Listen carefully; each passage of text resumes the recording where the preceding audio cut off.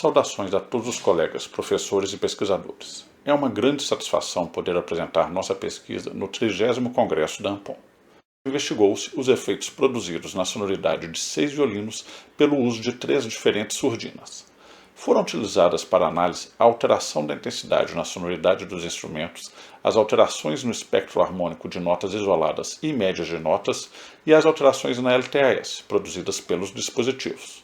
Serão descritos, nesse artigo, a metodologia para amostragem, os procedimentos para análise e resultados obtidos com uma nova implementação da LTAS. O uso da surdina é uma prática comum na música orquestral, e apesar de seu uso alterar bastante a sonoridade dos instrumentos de arco, criando atmosferas muito distintas da sonoridade típica dos naipes de cordas, não há maior critério na escolha entre as diferentes surdinas disponíveis. Há pouca pesquisa científica a respeito das mesmas. É surpreendente que não haja maiores discussões quanto à uniformização do uso do dispositivo em um mesmo conjunto. É normal que instrumentistas de um mesmo grupo escolham suas surdinas individualmente, sem uma definição comum por um determinado modelo, ignorando-se qual tipo de surdina seria mais adequado a determinado repertório, a determinada formação, a dado ambiente de execução. A pesquisa procurou, portanto, iniciar, por meio de parâmetros objetivos, uma descrição de como as surdinas alteram a sonoridade dos instrumentos, de tal forma que seu uso possa ser feito com maior critério. As surdinas de instrumentos de arco são dispositivos de formatos variados, feitos com diferentes materiais tais como madeira, metal, borracha e outros. São acopladas diretamente ao cavalete dos instrumentos ou às cordas, deslizando então entre o estandarte e o cavalete para entrar em contato com este. Os primeiros registros de sua utilização remontam à segunda metade do século XVII.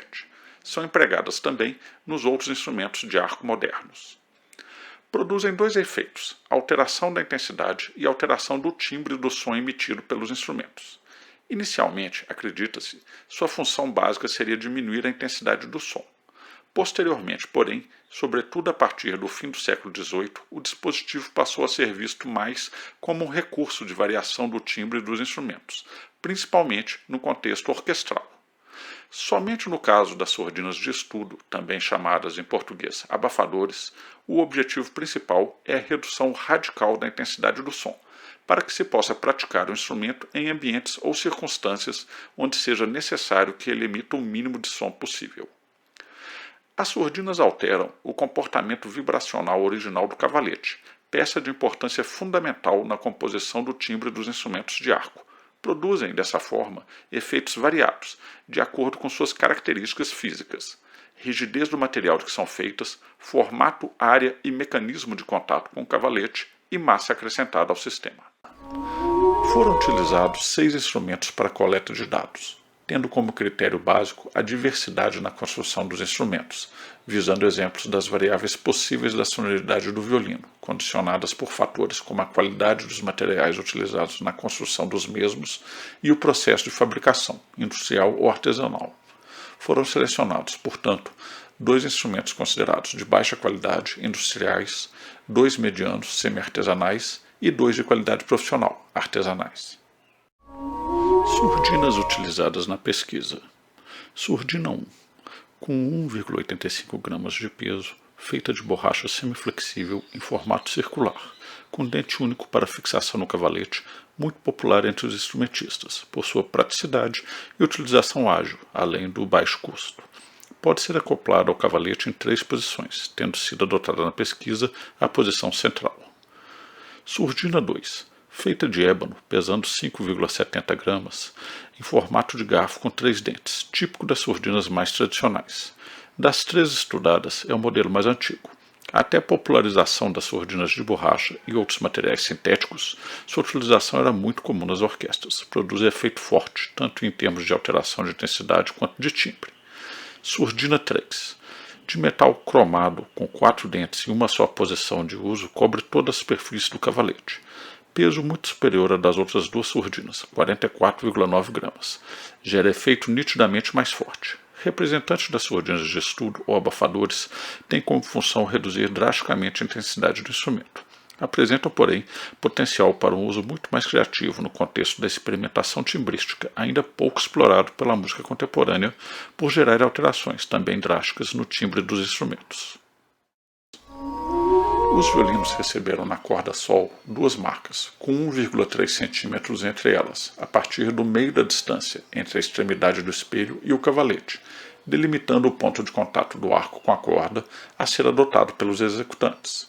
Foram instruídos a tocar sem vibrato, com détaché o mais forte possível, mantendo a qualidade do som. Uma das grandes dificuldades da pesquisa acerca da sonoridade de instrumentos musicais é a padronização de amostras, levando-se em conta a grande variedade de possibilidades de emissão sonora da maioria dos instrumentos, seja em relação a diferentes articulações, timbres ou intensidade obtida ao se tocar. Considerando-se isso, foi definida a forma de execução observando-se a relação entre os três parâmetros básicos de utilização do arco nos instrumentos de cordas friccionadas: velocidade de deslocamento do arco, pressão da crina contra a corda e ponto de contato com a corda. Foram fixados dois dos parâmetros: o ponto de contato, definido pela colocação das marcas na corda Sol, e a velocidade do arco, fixado pela obrigatoriedade de utilizar-se toda a extensão da crina, seguindo-se o metrônomo em 60 bpm, com 2 tempos para cada arcada. Quanto à terceira variável, a pressão exercida com o arco sobre a corda, a mais difícil de ser mensurada pelo executante, não há parâmetro objetivo para determinar ou descrever a pressão exercida. Essa ficou condicionada pelos limites impostos pelas outras duas, a partir da instrução dada aos sujeitos para tocar o mais forte possível, mantendo uma sonoridade regular, dentro das condições estabelecidas, considerando-se que, como representado no diagrama de Schelling, para uma velocidade de arco constante, existe um limite de pressão mínima e máxima suportado em um dado ponto de contato, para que a corda entre em vibração por meio de fricção. Cada amostra inclui uma sequência cromática de 1/8 em cada corda do instrumento, com exceção da corda Mi, na qual a extensão foi ampliada em 1/5 além da oitava da corda, até o Si6, alcançando a maior parte da extensão usual do instrumento. As amostras incluíram, portanto, 59 notas, 13 em cada uma das cordas Lá, Ré e Sol, mais 20 na corda Mi, compreendidas entre o Sol 3 e o Si 6, portanto, 41 frequências fundamentais distintas. Cada amostra foi reproduzida integralmente por 3 sujeitos diferentes, violinistas profissionais com formação acadêmica. Cada um dos 3 sujeitos registrou 24 amostras, um arquivo de áudio para cada uma das 4 condições de estudo com cada um dos 6 violinos analisados, totalizando 72 arquivos. Cada nota foi repetida 12 vezes por violino, em cada uma das condições de estudo, considerando-se os 3 sujeitos, e 72 vezes, considerando-se os 6 violinos, para cada uma das 4 condições de estudo. Ao todo, a pesquisa analisou 16.992 registros de notas de 2 segundos de duração cada uma. A seguir, exemplos das amostras.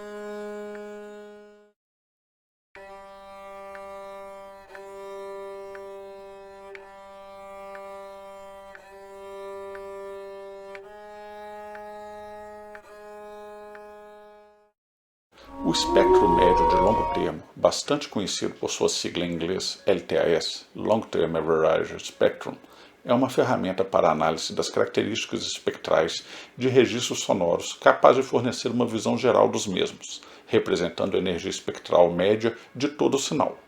Na maioria das implementações existentes é utilizada a transformada rápida de Fourier, que pode ser vista como um banco de filtros de largura de banda fixa, determinada pelo tamanho da janela em uso.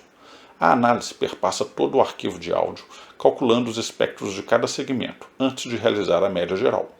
O resultado final é um gráfico com as frequências no eixo horizontal e suas respectivas amplitudes no eixo vertical. No presente estudo, foi adotada uma nova implementação de LTAS para a plataforma MATLAB da Universidade de Surrey, Inglaterra. foi utilizada uma janela grande, de 16.384 pontos, resultando em uma resolução de 2,69 Hz entre as frequências centrais de cada filtro. Isso permite isolar as contribuições de cada parcial, mesmo nas notas mais graves do violino, cujo registro se inicia aos 196 Hz. Os espectros não foram normalizados, já que a comparação pretendida envolve também aspectos de intensidade sonora, com as amplitudes expressas em dB. Optou-se pela apresentação das médias das LTAS de todos os registros sonoros da pesquisa, assim obtidas. As amostras de cada executante, com o mesmo instrumento e mesma condição de estudo, foram editadas em sequência em um mesmo arquivo de áudio, sem metrônomo. Em seguida, foi feita a média desses valores, agrupando os dados dos 6 violinos por condição de estudo, chegando-se a um valor único de LTAS para cada uma das 4 condições de estudo. Os resultados demonstraram a capacidade da LTAS de diferenciar as condições de estudo detalhadamente. Os efeitos principais podem ser observados dos 196 Hz até 11.000, a altura a partir da qual as curvas das 4 condições de estudo se aproximam bastante, indicando que as surdinas passam a alterar pouco a composição espectral do som dos instrumentos.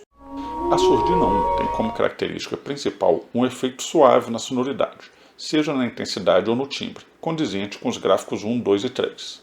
Até o Sol 4, praticamente não gera alteração em relação à condição sem surdina. Ocorrem oscilações até por volta do Fá 6 e só então apresenta tendência de queda contínua de energia até por volta dos 9.400 Hz, quando então reduz sua ação.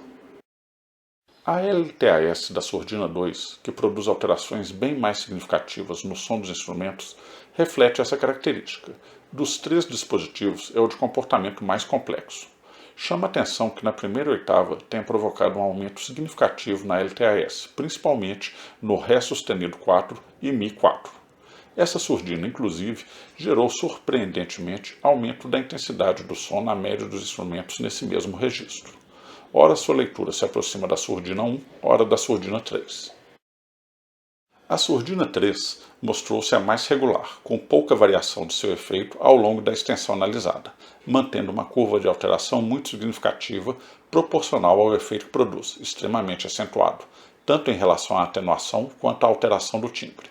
Apenas no início da extensão analisada, sua curva é pouco abaixo da condição sem surdina, havendo uma única região, na faixa de aproximadamente 12.200 a 13.400 Hz, onde a energia da sua LTAS é maior do que a da sem surdina. Observa-se no gráfico 6 uma faixa delimitada inferiormente pela curva da surdina 3 e superiormente pelas curvas das surdinas 1 e 2, até por volta dos 6.000 Hz, que indica, não obstante as particularidades de cada uma, a atuação similar dos 3 dispositivos, provocando forte perda de energia. Pode-se relacionar parte considerável dessa faixa ao chamado Bridge Hill, um pico largo de frequências em torno de 2.500 Hz, comumente descrito nas pesquisas acerca da resposta acústica do violino. As surdinas, portanto, agem diretamente nessa faixa de frequências, achatando esse pico de ressonância. A alteração da energia ao longo do espectro, gerada por cada dispositivo, pode ser relacionada aos efeitos da sonoridade dos instrumentos. A parte eventual aumento de energia em frequências graves com o uso das surdinas 1 e 2, considerando-se toda a extensão do espectro, a grande perda de energia provocada pelos 3 dispositivos. Com a pesada surdina 3, não ocorre transferência de energia para baixas frequências, o que sugere um limite de peso para esse efeito. Também a surdina 1, cuja ação é mais significativa acima dos 1.400 Hz e que, a partir dos 2.000, produz efeito próximo ou mais forte do que a surdina 2, surpreende ao se considerar a grande diferença de peso entre elas. Da mesma forma, a variabilidade da ação da surdina 2, que gera aumento significativo de energia na região da primeira oitava, tanto quanto na faixa 6.200 a 9.400 Hz, contrariando a ideia geral de transferência de energia para as frequências baixas, sugere influência significativa das outras características físicas dos dispositivos em seus efeitos. A continuidade da pesquisa em doutorado, que tem como proposta final o desenvolvimento de protótipos baseados nos dados obtidos, demanda, portanto, o desenvolvimento de metodologia que possibilite isolar a ação de cada característica física das surdinas, como, por exemplo, analisar dispositivos similares, feitos com o mesmo material, que variem o peso, ou a utilização de uma mesma surdina em diferentes acoplamentos com cavalete. Nosso muito obrigado a todos pela atenção.